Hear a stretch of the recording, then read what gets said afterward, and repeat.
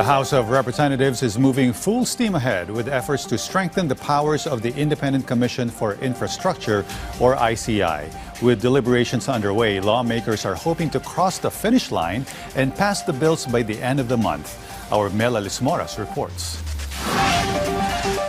The House of Representatives is aiming to pass the proposed measure that seeks to strengthen the powers of the Independent Commission for Infrastructure, or ICI, on third and final reading this month. Earlier today, the House Committee on Government Reorganization started deliberating on the proposals. Two bills have been filed concerning the ICI. These are House Bill number 4453, which will be known as the Independent Commission Against Infrastructure Corruption Act of 2025 once enacted, and House Bill number 5699, which is similar to the first proposal but contains more detailed provisions. The two bills will be consolidated once passed. Ito po ay para ma-strengthen natin, mapalakas natin yung ngipin ng ICI.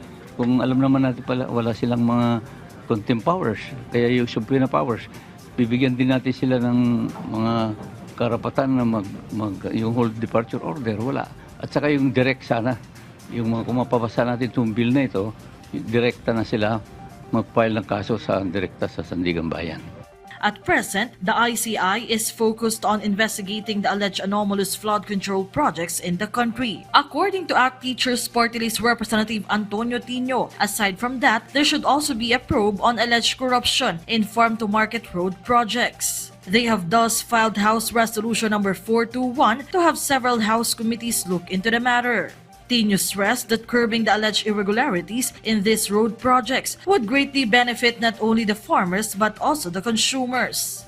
Well, ibig sabihin, bababa ang presyo ng bigas sa consumers, no? Dahil ang isang malaking tinataas ng presyo ay supposedly yung gastos ng pag-transport mula sa bukid tungo sa market, no? So, yun ang halaga ng farm-to-market roads.